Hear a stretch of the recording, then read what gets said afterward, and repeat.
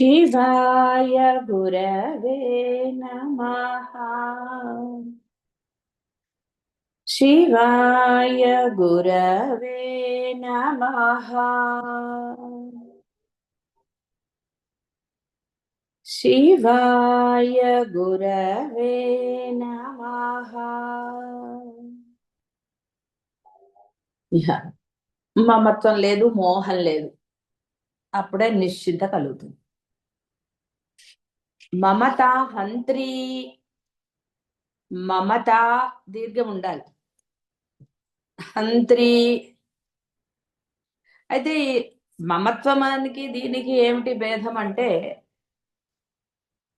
మీకు అనుభవం లేనిది కాదు, మామూలుగా నేనుకి కొంత మీరు రిలాక్సేషన్ ఇచ్చినా, ఈ నాది నావి అనే వాటి మటుకు అంత తొందరగా ఈ మమకారం నశించదు. బంధువులనండి, వస్తువులనండి, ఇలా కొంత అతిగా ఉంటుంది. అంటే విపరీతమైన దాని అందు ఒక ఇహ అపేక్షా భావమా ఇంకో భావమా అంటే చెప్పటం కష్టం కదా. ఒక్కొక్కరిది ఒక్కొక్క రకంగా అలా ఉంటుంది. చాలా ఉంటుంది. వాళ్ళు ఆ బంధువు అంటే పిల్లలనే అనుకుందాం డైరెక్ట్ గా.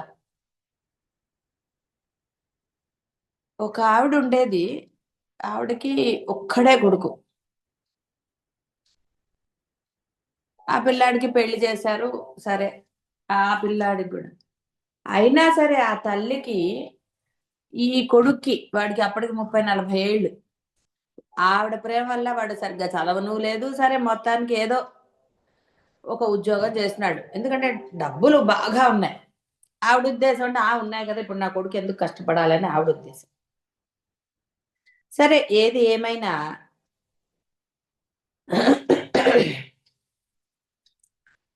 ఆ పిల్లాడు అంటే ఆ పిల్లవాడికి కొంచెంగా జ్వరం వచ్చినా సరే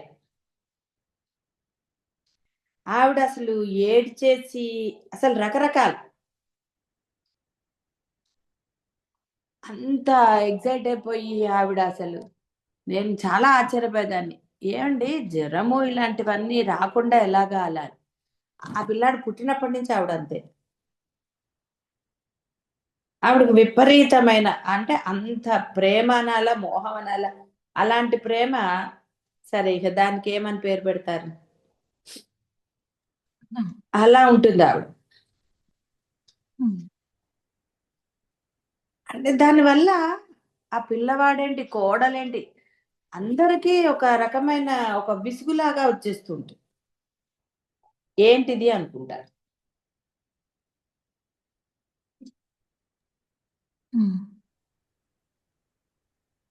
అంతటి వ్యామోహం ఉంటుంది నా పిల్లవాడు అని. దానివల్ల ఏమిటి ప్రయోజనం గాని ఇంకోటి గాని నాకు ఎప్పుడూ ఆలోచించినా అర్థం కాదు. ఆవిడ సరే, ఊర్లో భర్త మరి ఉన్నారు కాబట్టి ఆవిడ ఊర్లో ఆవిడకి ప్రాణం కొట్టుకుపోతూ ఉండేది ఇక్కడ పిల్లవాడి మీద.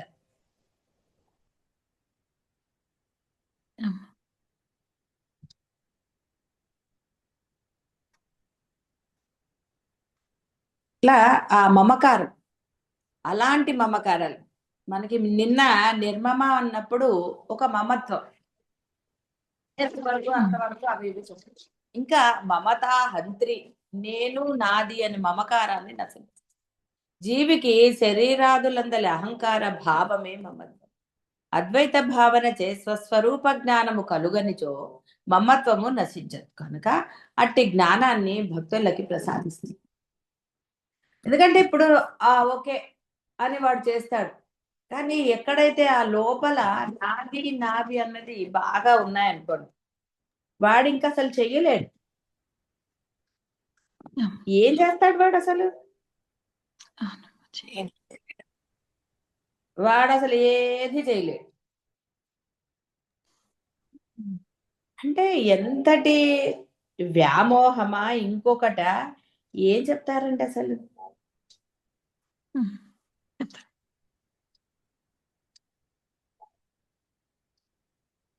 అలా అంత విపరీతం అన్నమాట. ఇంకా ఇక దానికి అసలు నాకు ఒక్కొక్కసారి ఆశ్చర్యం వేసేది. ఇలా మీ అందరిలో అంటే ఎవరికి వాళ్ళు పరిశీలించుకోండి.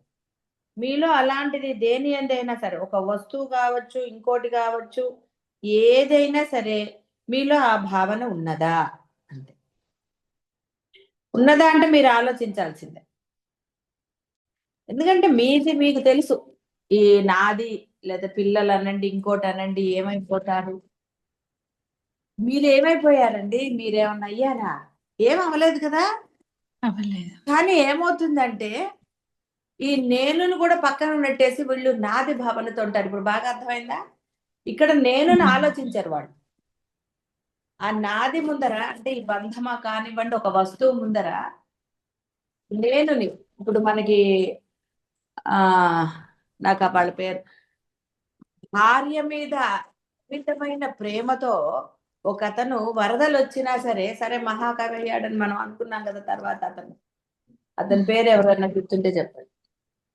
అయితే అతను ఆ నదీ ప్రవాహంలో ఈదుకుంటూ వెళ్ళిపోతాడు. భార్య మీద విపరీతమైన వ్యామోహం. ఆఖరికి ఆ నదిలో ఒక పాము కొట్టుకుపోతుంటే అతను దాన్ని ఆసరాగా చేసుకుని ఇది చేస్తాడు. భార్య ఆశ్చర్యపోతుంది. భార్య కూడా చక్కగా మంచి భక్తురాలు. ఏమిటి ఎందుకు ఇంత వ్యామోహము అంటే, నాకు నిన్ను చూడకుండా నీ అంటే ఆవిడ అడుగుతుంది ఏమిటి నీకు ఇష్టం అని. నీ కళ్ళు అంటాడు అతను. సరే భార్య మీద ప్రేమ అంటే ప్రాణానికి కూడా లెక్క చేయరు చూడండి. ఇక్కడ నేను లెక్క చేయలేదు వాడు. వాడి ఇష్టానికి అధిక ప్రాముఖ్యత ఇచ్చారు. ఇక్కడ నేను లేదు. వాడు తాను చనిపోతాడేమో ఇంత ప్రవాహంలో అది లేదు ఆ వ్యానం. సరే అప్పుడు ఆవిడ నాకన్నా అందమైన కళ్ళున్న వాళ్ళని చూపిస్తానని ఆమె విష్ణుమూర్తిని చూపిస్తుంది. సరే అప్పుడు మారిపోతాడు అతను. అది ఒక మంచి పరిణామం. అందరికీ అలా జరుగుతుందని చెప్పడానికి లేదు కదా. అలా అంటే ఎంతటి వ్యామోహం ఉంటుందో ఆలోచించుకోండి. అంటే నేను కన్నా కూడా వాళ్ళు ప్రాధాన్యత నాదికి ఇచ్చేస్తారు. ఏది లెక్క చేయరు.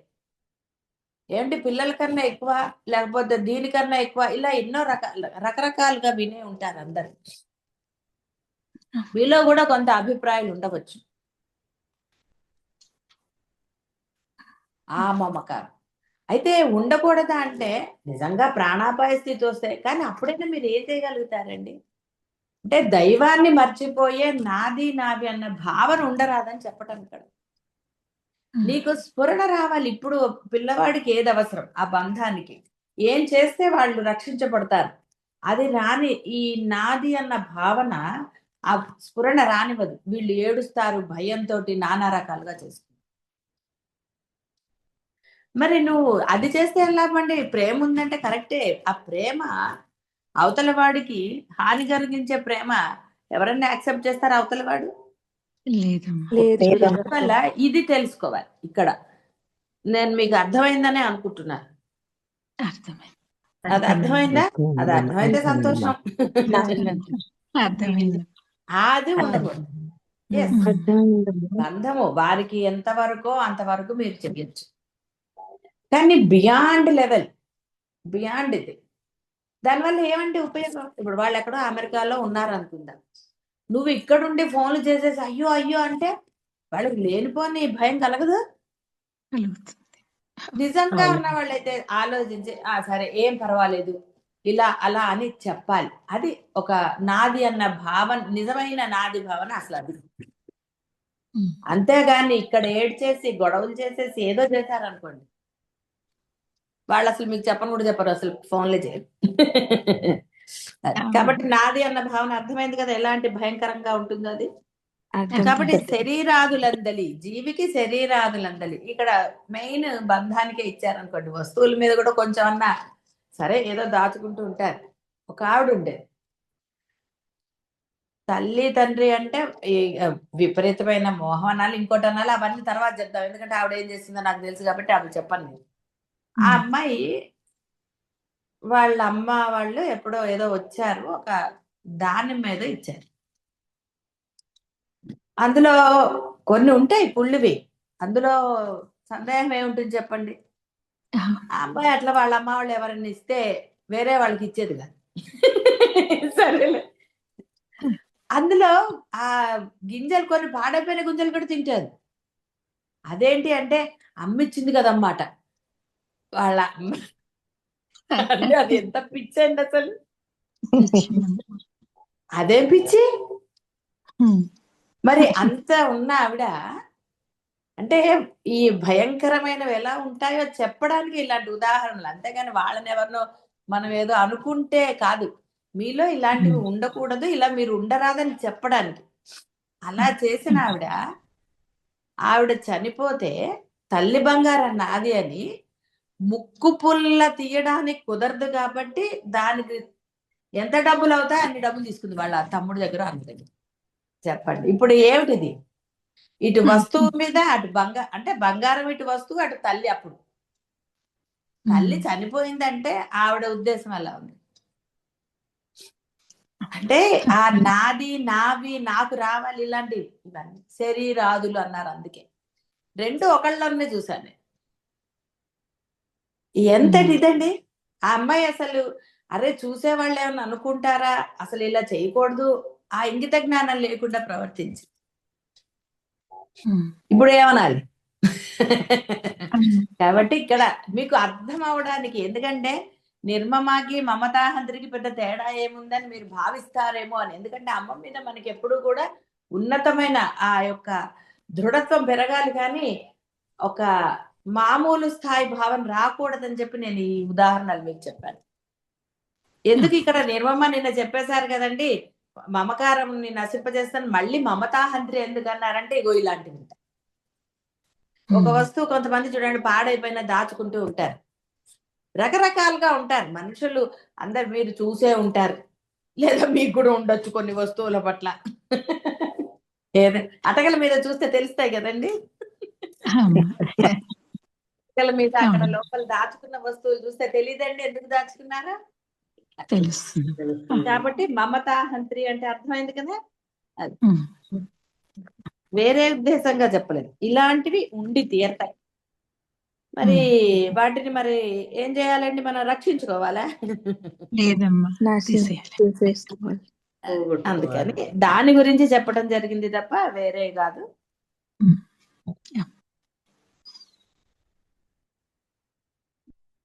మమత్వము దృశ్య రూపాంశమగు బుద్ధి యొక్క, ఇక్కడ ధర్మము అన్నారంటే కొంతమంది ఏమిటి అంటే కొంచెం ఉన్నతమైన పదాలను వాడతారండి. కాబట్టి ఇక్కడ మీరు ధర్మము అంటే మీరు ఆచరించవలసిన ధర్మంగా మీరు తీసుకోరాదు, బుద్ధి తత్వం అనండి, ఆ గుణం ఆ లక్షణం అంతే తప్ప. కొంతమంది చాలా అంటే ఉన్నతంగా ఉన్నవాళ్ళు సాధారణంగా కొంత కింది స్థాయి పదాలను వాడరు.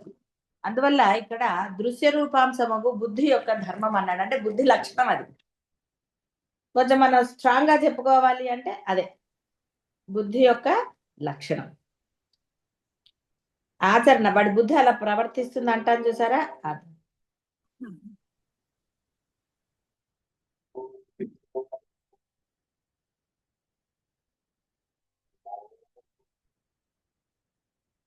దేహేంద్రియ బుద్ధి ప్రాణములే తాను అనుకొనుట మమత్వం. ఆత్మజ్ఞానము చేత మాత్రమే ఇవి నశిస్తాయి. నేను దేహేంద్రియ బుద్ధి రూపుడను కాను, దృగ్రూపుడగు సచ్చిదానందాన్ని నేను విడదీసి చెప్తున్నాను అంతే. సత్ చిత్ ఆనంద ఆత్మ రూపుడునను నిరంతర భావనయే ఆత్మజ్ఞానం. ఆత్మజ్ఞానము మమత్వ నాశనమునకు పరమ ఔషధము కాన ఆత్మస్వరూపిణి అగు పరమేశ్వరి మమతాహంత్రి. నిర్మమ అగుట మమతాహంత్రి అవుతుంది. అంటే ఆ మమత్వం లేదు. ఏ మమత్వం? నిర్మమ ఏమో కేవలం నేను అన్న భావన తీసు, ఆ తర్వాత వచ్చేది నాది. అక్కడ నేను కూడా వాడు ప్రియారిటీ ఇవ్వడు. నేను కన్నా కూడా వాడు ఆ వస్తువుల కనండి ఇంకోటి దానికనండి వాటికే ప్రాముఖ్యత ఇస్తాడు. మామూలు డైలాగ్ కూడా ఉంటుంది కదా, నా ప్రాణం పోయినా సరే దీన్ని వదలనండి అంటాడు. అలా ఉంటుంది. అంటే నేను కన్నా అధిక ప్రాధాన్యత ఆ యొక్క పిల్లల కనండి లేదా వస్తువుల కనండి ఏదైనా సరే.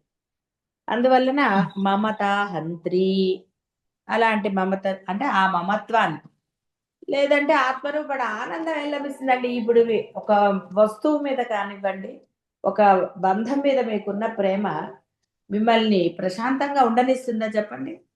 ఏమీ ఉండనివ్వదు. ఉండదు. అస్సలు ఉండనివ్వదు. బాగా ఆలోచించుకోండి.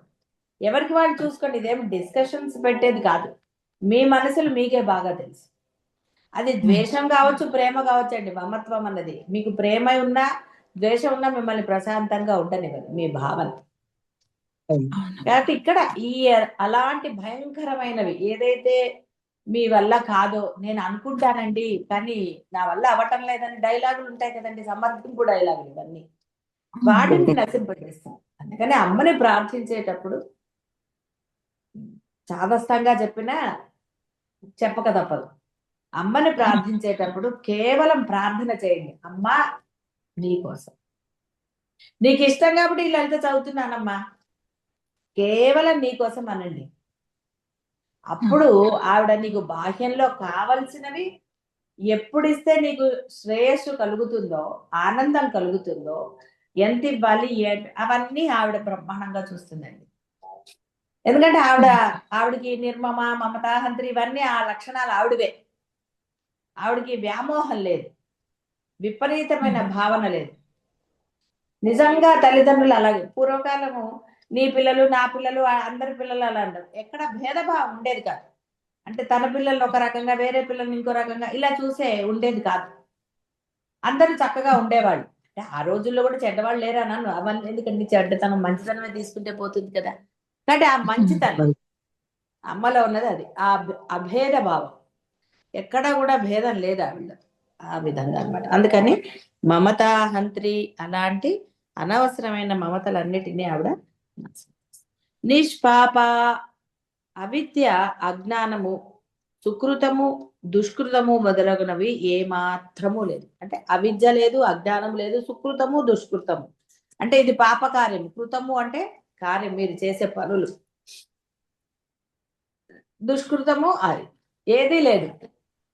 అంటే మీరు అనొచ్చు, ఇదేమిటండి పాపకార్యం లేకపోతే మంచి కార్యం, పుణ్యకార్యాలు చెయ్యాలి కదా అంటే, సరే నువ్వు ఒక పుణ్యకార్యం చేస్తావు, అందులో నీకు పాపం రాలేదా? ఆలోచించుకోండి. ఇవన్నీ ఎందుకు చెప్తారు, ఒట్టిగా ఏం చెప్పలేదు. అందుకనే ధర్మం చేయమన్నాడు. ఊరికే ఇది ఇది మంచి, ఇది దీనివల్ల పుణ్యం వస్తుంది, దానివల్ల పాపం వస్తుంది అని నువ్వు అనుకున్నావు అంటేనే అర్థమైపోయింది కదండి. సరే ఏం చేయగలుగుతావండి? నువ్వు గుడికి వెళ్ళావు, చక్కగా గుడికి ఎందుకు వెళ్ళి అలా నామస్మరణతో ఇంట్లోంచి ఆ అమ్మవారిని, ఓ అయ్యవారిని అలా తలుచుకుంటూ గుళ్ళోకి వెళ్ళిపోయి, నీ దృష్టి అంతా అలాగే ఉందనుకోండి, వెళ్ళి నమస్కారం చేసుకొని కాసేపు ప్రశాంతంగా కూర్చుని వచ్చారనుకోండి, ఇక్కడ ఇది దుష్కృతమా ఏదనాలి, ఏది అంటానికి లేదు.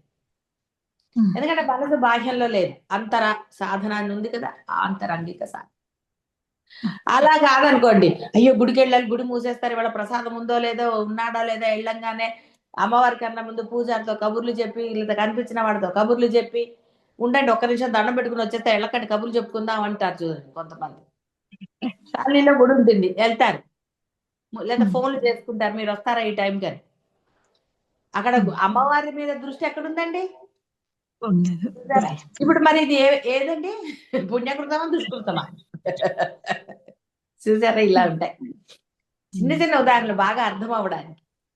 ఇలా ప్రపంచం నందలి ప్రతి జీవియు అనుక్షణము ఏది ఒక క్రియను చేయుచునే ఉండును. అటులా చేయబడు క్రియ ప్రపంచములందలి 84 లక్షలకు జీవజాతుల యందే ఒకరికి నీ మనశ్శరీరములకేని బాధ కలుగు చేసినా అది పాపము, ఉపకారముగా ఉండిన పుణ్యం అని చెప్పబడుతుంది. అంటే మీరు ఎవరికి చేసినా సరే, దోమల్ని చెప్పరండి, మళ్ళీ కరెంట్ ఎలక్ట్రికల్ బ్యాట్ పెట్టుకుని చంపుతారు. దాని బదులు మీ శరీరానికి ఏదో పూసుకునో ఏదో పెట్టుకుంటే అయిపోతుంది కదండి ఆ బ్యాట్లు. కాబట్టి ఆయన ఎంత బాగా చెప్పారు, ఏదో చేస్తూనే ఉంటారు. అటులా చేయబడు క్రియ ప్రపంచమునందలి 84 లక్షలకు జీవజాతులందు ఎవరికి వాళ్ళ మనశ్శరీరాలకి, అంటే మరి దేహాలు ఉన్న వాళ్ళకి మనశ్శరీరం ఉంటుంది కదండి. ఇప్పుడు మీరు పెంపుడు జంతువులు ఉంటే వాటికి కూడా అయ్యో అది ఫీల్ అవుతోంది అంటారు కదండి. ఇప్పుడు నిజంగానే మా చిన్నప్పుడు మా ఇంట్లో కూడా కుక్క ఉండేది, అది అది ఫీల్ అవుతూ ఉంటుంది కదా పాపం. అలా మన శరీరాలకేని బాధ కలుగజేసిన అది పాపం అన్నారు. ఇక ఇప్పుడు మరి చెప్పేది ఏంటండి? అందువల్ల ఇది లేకుండా మీరు ఏదైనా చేయగలుగుతారా? ఏదో ఒకటి. అందుకనే అంటారు, ఎందుకంటే మనం కూరలు జరుగుతున్నప్పుడు అనండి, నడుస్తున్నప్పుడు అనండి, గాలి పీల్చి వదులుతున్నప్పుడు ఎన్నో జరుగుతూ ఉంటాయి. అందుకే నిష్కల్మషంగా కనుక అమ్మని ప్రార్థన చేస్తే వీటన్నిటి నుంచి మిమ్మల్ని రక్షించు. ఏది పుణ్యం ఏది పాపం అంటే ఎలా నిర్ణయిస్తారు మీరు? ధర్మ సూక్ష్మం చాలా ఇది. అంత తేలిగ్గా మీరు చేయలేరు. మీకు బయటికి కనపడేదే ఉంటుంది. దోమ కుడుతుంది అనుకోండి, ఆటోమేటిక్ గా చేయి టపక్కన కొడుతుంది. దాని కర్మ మీరు అనుభవించేశారు. మీకు దెబ్బ తగిలింది కదా. అది చచ్చినా పైన దోమ మీకు దెబ్బ తగులుతుంది కదా పాపం. సరే, కాబట్టి ఇక్కడ ఒట్టిగా అర్థం కావడానికే పూర్వజన్మలో ఉనర్చబడిన క్రియల యొక్క ఫలమే ఈ జన్మయందలి దేహేంద్రియాది దృశ్య రూపమును, భవిష్యత్ జన్మలు కలగబోవు దేహేంద్రియాదులకు సాధనమును అవుతాయి. ఇటు దేహేంద్రియ బుద్ధి ప్రాణ సముదాయమే ప్రకృతి అని అనబడుతుంది. జీవి ఉనరించు సర్వ క్రియాఫలములకు పుణ్యపాపములు సమానమైనప్పుడు ఆ ప్రకృతి మానవ దేహాన్ని, ఇక్కడ చాలా క్లియర్ గా ఇచ్చాడు మానవ దేహం ఎప్పుడు వస్తుందో, పుణ్యభాగ్యం ఆధిక్య క్రమమున మనుష్య గంధర్వ దేవ గంధర్వ పితృదేవ అజానదేవ ఇంద్ర బృహస్పతి ఇవన్నీ మనకు అక్కర్లేదు అనుకోండి. ప్రజాపతి బ్రహ్మదేవాది జన్మలు, పాపభాగం ఆధిక్యంగా ఉన్న పశుపక్షి క్రిమి ఓషధి వనస్పతి స్థాణ్వాది జన్మలను, స్థాణ్వాది అంటే రాళ్ళు రప్పలను చెందవలసి ఉంటుంది. పాపస్పర్శ ఏమాత్రపు సూక్ష్మతమాంశమైనను లేనిది జన్మ రాదు కనుక బ్రహ్మదేవునకు తదంశ స్పర్శ ఏమాత్రము ఉండి తీరు. ఇట్లు ఏమాత్రము క్రియాఫల స్పర్శ లేని సత్ చిత్ ఆనంద దృగ్రూప మాత్ర సర్వాధిష్టాన ఆత్మయే పరమేశ్వరు కాన నిష్పాప. కాబట్టి ఎలా ఉండండి, ఎలా కుదురుతుందండి అంటే, అందుకని నీకు ఎందుకు నువ్వు చేయి. పాపం చేయమని చెప్పట్లేదండి, నువ్వు మంచిగా చేయి, మంచిగా ఆలోచించు, మంచిగా ఇది చేయి, అంత అంటే చెప్పేది పాజిటివ్ గా ఉండు. ఎక్కడా కూడా నువ్వు అందుకనే అన్నిటిని కలిపి నీ ధర్మం చేయరా అన్నారు. పిల్లలు చెడు పనులు చేస్తున్నప్పుడు కోపడాలి, అది ధర్మం కాకుండా అది అధర్మం అవుతుందండి. వాడు బాధపడ్డాడు కదంటే అనడానికి లేదు. వాడు బాధపడ్డా వాడిని మంచి మార్గంలో పెట్టవలసిన ధర్మం నీది, బాధ్యత ఇది కాదండి, ధర్మం నీది. నువ్వు తల్లిదండ్రులుగా ఉన్నావు, మీరు పెద్దవాళ్ళుగా ఉన్నారు, గార్డియన్ అని అంటారు కదా ఇంగ్లీష్ లో. నువ్వు గార్డియన్, వాళ్ళకి మంచి చెప్పి తీరాలి. సామవేద దాన దండోపాయాలు చెప్పి తీరాల్సిందే. కాబట్టి మొదట ఇలాగా అలా, కాబట్టి దండోపాయానికి వస్తారు. టీచర్లు కూడా అంతే కదండి, చదవకపోతే చివరికి బెత్తంతో కొడతారు, ఏదో పనిష్మెంట్ ఇస్తారు. ఎందుకు? వాడు చదువుకోవాలి, మంచిగా ఉండాలి. కాబట్టి అట్లాంటి దండనలకి పాపం వస్తుందా అని అంటే నీ మనసులో భావన ఏమిటి? ఎన్ని ఉంటాయండి తలకాయ. కాబట్టి ఇవన్నిటికీ మించి నీకు ఏది ఏది తెలియదు. కాబట్టి నీవు పరమాత్మను తెలుసుకో. నేను అన్నది అద్వైతం కాదండి, మీరు ప్రార్థించే దైవం. ఆ దైవాన్ని ఏది లేకుండా హాయిగా నిర్మలంగా ప్రార్థించు. ఆ ఒక్క క్షణం ప్రార్థించచ్చు కదండి. అక్కడే ఆవిడని అడగాల, నాకు ఉద్యోగము ప్రమోషను లేకపోతే ఇంకోటి అమ్మా, అవన్నీ ఏమి అడగక్కర్లేదండి. అడగకుండా ఇచ్చేదే ఆ అమ్మ. బాహ్య ప్రపంచంలో అడిగితేనే ఇచ్చేది అమ్మ. ఏదో నీ చిన్నప్పుడు అడగకుండా అన్ని పెడుతుంది, నీకు ఆకలేదు, పెద్ద అయిన తర్వాత కొన్ని అడగాల్సిందే కదండి. కాబట్టి ఇక్కడ అడగకుండా అన్ని సమకూర్చేదే ఆ అమ్మ. నీకు ఏది శ్రేయస్సును కలుగజేస్తుంది ప్రతి దాంట్లో, ఆరోగ్యం కాదు బాహ్య ఏదైనా సరే, ఉద్యోగంలో చేసేది ఆ అమ్మ. అంటే నువ్వు ఆరాధించే దైవం. కాబట్టి ఇంకా మళ్ళీ అడగటం ఎందుకండి? అడగక్కర్లేదు. సరే, నీ మనసు వ్యాకులతతో ఉంది అనుకుందాం, పర్వాలేదు, చెప్పుకోవచ్చు. అయితే ఏం చేయాలో ఆవిడకి చెప్పకండి. అమ్మ ఇలా చెయ్యమ్మా అలా చెయ్యమ్మా అని ఆవిడకి చెప్పడం ఏమిటండి? ఎలా చేస్తే శ్రేయస్సు కలుగుతుందో నీకన్నా ఎక్కువ ఆవిడకే బాగా తెలుసు. ఎందుకంటే భవిష్యత్తు నీకు తెలియదు, నీ భవిష్యత్తు ఏమిటో, కానీ ఆవిడికి తెలుసు. కాబట్టి భవిష్యత్తులో కూడా నీకు ఆనందాన్ని కలగజేసేది ఇస్తుంది తప్ప వేరేది కాదు. అందువల్ల ఆ విధంగా అమ్మని ఆ కాసేపు నిర్మలంగా ప్రార్థన చేయండి. అందుకనే మనస్సుల్లో ఎక్కడా కూడా మీకు వేరే నెగటివ్ భావనలు కానీ, వేరే ఈ నెగటివ్ భావన అంటే నేను చెప్పేది అధికమైన రాగం కానండి, ఈ ద్వేషాలు కానండి, ఏ భావము లేకుండా మీ ధర్మం మీరు చేసేటట్టుగా ఉండాలని మీరు అనుకుంటే కనుక, అంటే నిశ్చయించుకోవాలి. కేవలం ఆ నామస్మరణ చేయండి చాలు. ఏమి చేయక్కర్లా. మీరేమి కిలోల పూలు చేయక్కర్లేదు, వ్రతాలు నోములు ఇవన్నీ అక్కర్లేదండి. అసలు అవన్నీ పెట్టింది ఎందుకు? నీ మనసు నిర్మలంగా ఆ కాసేపైనా ఆ పరమాత్మను ప్రార్థన చేస్తే, ఆ వ్రతం ఏదో చేస్తే, నియమంగా చేస్తే నీకు అవన్నీ వస్తాయి. ఆవిడే ఇస్తుంది, నీ మనస్సుని సరి చేస్తుంది, అన్ని చేస్తుంది. లేదా చారుమతి దేవికి ఎందుకు కనపడుతుందండి ఆవిడ? ఇలా చెయ్యండి మన కోసం కాదు. ఆ అమ్మాయి చక్కగా చేసుకుంది కాబట్టి కళల్లో కనపడి ఇలా చేసుకో, ఈ వ్రతం చేయి, నీకు నేను అవి ఇస్తాను అని అంటాను. అంటే నిర్మలంగా ఉన్న మనస్సులో ఆవిడ వస్తుంది అని. ఎందుకంటే మనస్సే ఆవిడ, మనస్సే ఆత్మ, ఆత్మే నువ్వు ప్రార్థించే దైవం అని ఏదైనా సరే అవుతుంది. ఇప్పుడు నాకు ఘోష అర్థమైంది కదా పాపం, ఈ చెప్పే వాళ్ళ ఘోష అర్థమైంది కదా. కాబట్టి అప్పుడు మీ యొక్క ఈ మీరు చేసే ఈ ధర్మ మండలి ఎక్కడన్నా చిన్న పాపం కానీ ఏదన్నా ఉన్నా ఆవిడ ఆ పాపాన్ని మీకు లేకుండా చేస్తుంది. కాబట్టి ఇక్కడ పాపము లేదు, పుణ్యము లేదు, ఇక్కడ సమానమైతే మనుష్య జన్మ అన్నాడు. మిగతా వాళ్ళు జరగదు ఎందుకండి? సమానంగా అయితే సరిపోని మీకు పుణ్య పాపాలు సమానంగా ఉండొచ్చు, మానవ జన్మ వచ్చింది కదా. ఒరే దీనికి అతీతమైంది నేనున్నానని మీకు తెలియబడింది. ఇప్పుడు వేరే వాళ్ళ సంగతి వదిలేయండి. మీరందరూ ఇప్పుడు వినేవాళ్ళు, అద్వైతం వినేవాళ్ళు కావచ్చు, ఇప్పుడు మన అమ్మ గురించి వినేవాళ్ళకైతే తెలిసింది కదా. అమ్మని ప్రార్థన చేస్తే అసలు జన్మరాహిత్యమే. ఈ పాప పుణ్యాల లెక్క ఎక్కడుందండి? లెక్క లేదు ఇక్కడ. అంటే ఆవిడ అన్ని చూస్తుంది కాబట్టి హాయిగా అలా. అందుకే జ్ఞాని కర్మ చేసినా చెయ్యనట్టే అన్నారు. పాపం కోపడాల్సి వస్తుంది కదండి. కొంతమందిని కోపడితే పాపం వస్తుందా? వాళ్ళకి రాదు. వాళ్ళు గాలి పీలుస్తారు, అన్ని చేస్తారు, వాళ్ళు పాపం తింటారు కదండి, ఏదో జరుగుతాయి. కానీ అవి వాళ్ళు నేను అన్న భావన కానీ కర్తృత్వ భావనతో కానీ వాళ్ళు చెయ్యరు. గుణాతీతంగా భావాతీతంగా చేస్తారు కాబట్టి వారిలో ఎప్పుడా కూడా భేదం అనేది ఉండదు కాబట్టి అభేద స్థితిలో ఉంటారు కాబట్టి వాళ్ళకి అలా. అందువల్ల మీ అందరు కూడా ఆ విధంగా పుణ్యపాపాలు లెక్క పెట్టుకోకుండా ఇష్టం వచ్చినట్టు చేయమని కాదు, చక్కగా ముందు లేవగానే, అందుకనే లేవగానే ముందు ఆ దైవ ప్రార్థన, మనస్సు నిర్మలం అవ్వటం కోసమే మిగతా ఆ దినచర్య అంతా కూడా మీ మీ చేత అంటే ఇప్పుడు మళ్ళీ అనుకుని జాన్ పూచ్కర్ అంటారు కదా, కావాలని కొన్ని మీకు అనుకోకుండా ఆలోచనలు వస్తాయి, ఎలా ఆపాలండి అంటారు.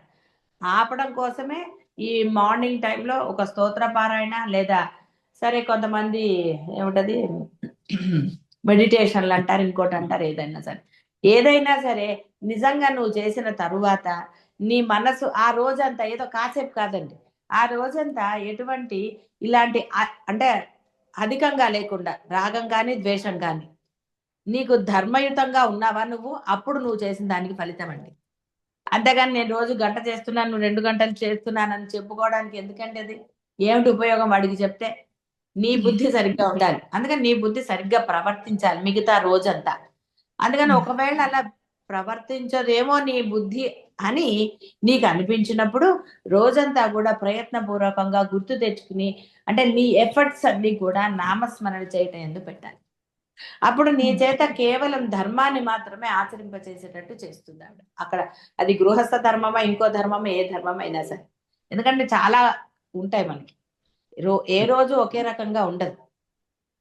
బాహ్యమైన ఉంటాయి, అంటే ఉద్యోగాలండి, ఫంక్షన్లండి. అందుకని ఏం చెప్పారు, ఒరే అవన్నీ కొన్ని రోజులు మానేయరా. కొన్ని రోజులు అంటే ఎన్ని రోజులు అక్కర్లేదు. అసలు నిజంగా నీ మనసు లగ్నమైతే జనక మహారాజ్ చెప్పినట్టుగా ఇటు కాలు తీసి అటు రికాబులో పెట్టే లోపల నీకు జ్ఞానం లభిస్తుంది.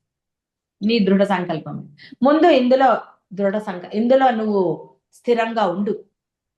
అప్పుడు పిల్లవాడు స్థిరంగా నడిచే వరకు మీరు ఆసరా ఇస్తారు కదా, ఆ తర్వాత వాడే నడుస్తాడు. వాడిని ఇంకా పట్టుకోగల, అప్పుడు మీరు పట్టుకోరు, వాడిని నడిపిస్తారు. వాడిని నడవమంటారు, నడు నీకు నడకొచ్చింది కదా అంటారు, ఇంకేమన్నా అంటే. అలా మీరు ఇందులో స్థిరత్వం వచ్చే వరకు బాహ్యమైనవన్నీ వదిలేసి ఆ అమ్మని ప్రార్థన చేయండి. అమ్మ మీద మనసు లగ్నమయ్యేటప్పుడు, అంటే ఆరాధన చేసేవాళ్ళ గురించి చెప్తున్నాను. ఆరాధన చేసేవాళ్ళు అలా చేయండి. మిగతా సమయం అంతా కూడా అమ్మ యొక్క నామాన్ని ఒక్కటే నామం చేసుకుంటే మీ చేత ధర్మం మాత్రమే ఆచరించబడుతుంది. అదే అసలైన మోక్షం అనండి, పరమానందం, బ్రహ్మానందం, ఆత్మానందం. ఇహ పాప నాశిని. మరి పాపం వస్తుంది, ఏం చేయాలండి అంటే అగో ఇప్పుడు మనం ఇందాక చెప్పుకున్నది వచ్చేసింది, ఆవిడ నశింప చేస్తుంది, పాపం లేకుండా చేస్తుంది. పాప నాశిని, అవిద్య, అజ్ఞాన, సుకృత, దుష్కృతములన్నిటినీ నశింప చేస్తుంది. వర్ణాశ్రమ విహీనానాం పాపిష్ఠానాం నృణానామపి యద్రూప ధ్యాన మాత్రేణ దుష్కృతం సుకృతాయతే. అన్ని నశింపజేస్తాడు. ఎన్నో చేస్తాడండి, వాటన్నిటినీ నశింపజేస్తుంది. చిత్వా భిత్వా చ భూతాని హత్వా సర్వమిదం జగత్ ప్రణమ్య శిరసా దేవిం న సహ పాపై అలిప్యతే. ఎవరైతే శిరస్సు వంచి, అంటే నేను లేని బాధ శరణాగతి, అమ్మా నీవే ఉన్నావు అని ప్రార్థన చేస్తే ఆవిడ తప్పకుండా మీ యొక్క పాపాలన్నిటినీ నశింపజేస్తుంది. ఒక్కసారే కాదండి, మీ మనస్సుల్లో వేరే భావం లేకుండా నువ్వు చేస్తే, మీరు ఎన్నిసార్లు చేస్తే అన్నిసార్లు పాపం నశిస్తుంది, అందులో సందేహమే లేదు. కానీ ఎన్ని పాపాలు మూట కట్టి ఉన్నాయి మీకేం తెలుసండి?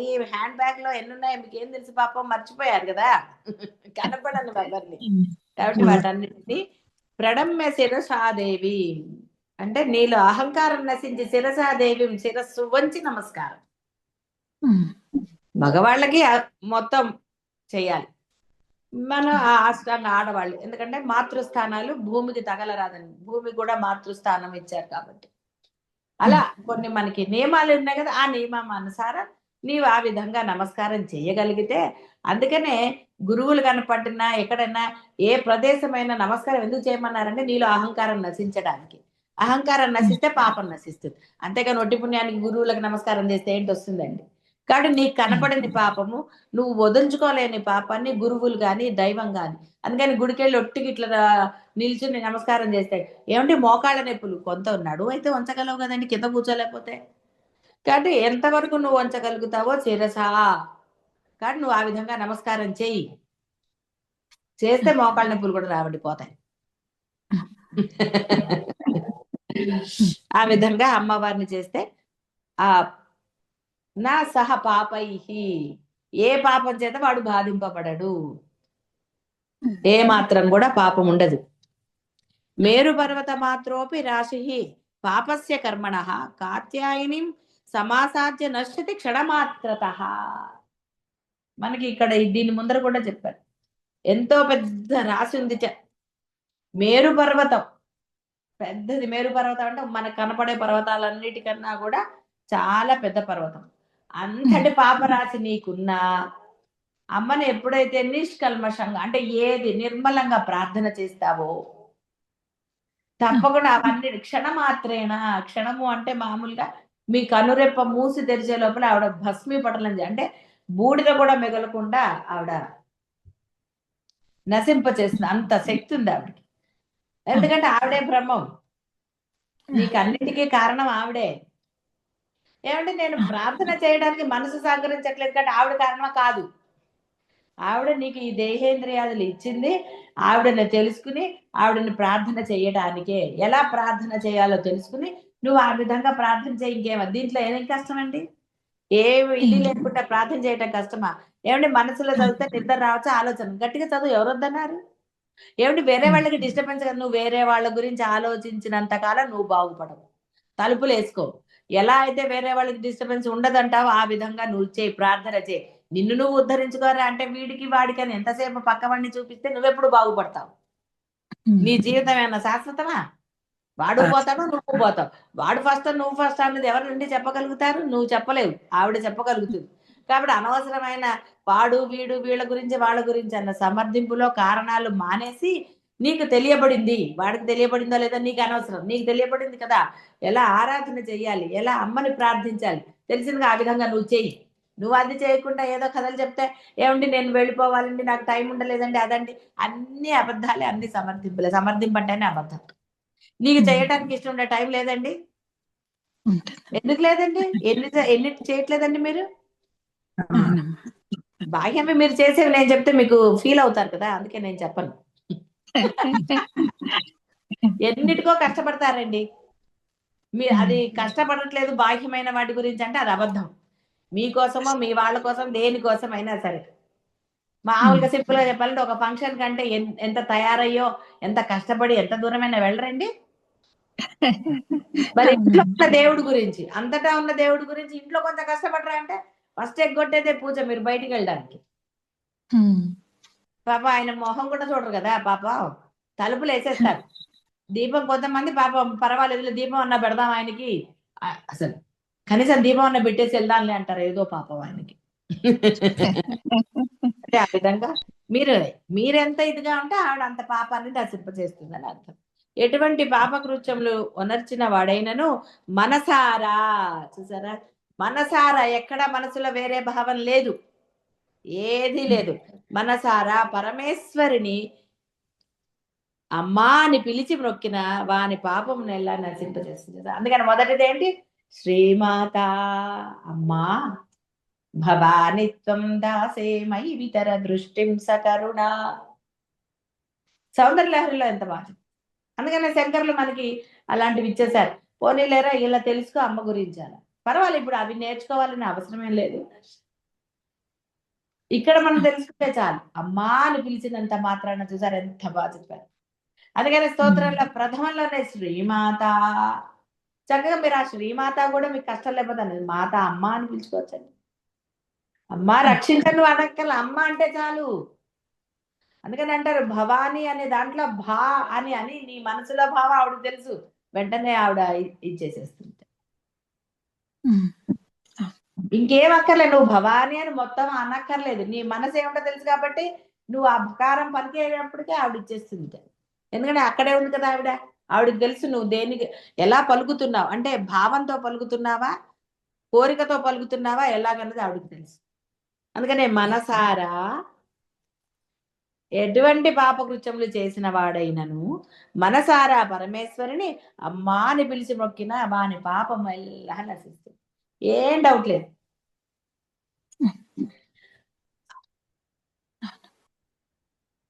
కాబట్టి ఎలాంటి పాపమైనా సరే బ్రహ్మదేవుని మొదలు అతి ఎక్కువ పాపము గల స్థావరం పర్యంతము ఏ ఏ జాతి ఎంత పాపం గలది, తత్ నివృత్తికి ఏ ఏ సాధనములు కలది, ఏ ఏ పై జాతులు పొందుటకు అర్హత కలదియో, ఏ ఏ స్థాన దేశ కాలములన్న సాధ్యమగునదియు సర్వజీవ హితైషిణి అగు భారతీయ విజ్ఞానం అని వేదమాత బోధించింది.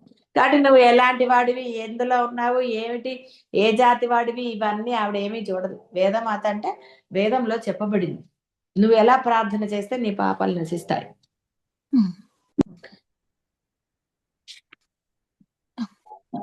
అబ్బో చాలా ఉంది, ఎందుకంటే పాపాలు కదండి చాలా చెప్పారు.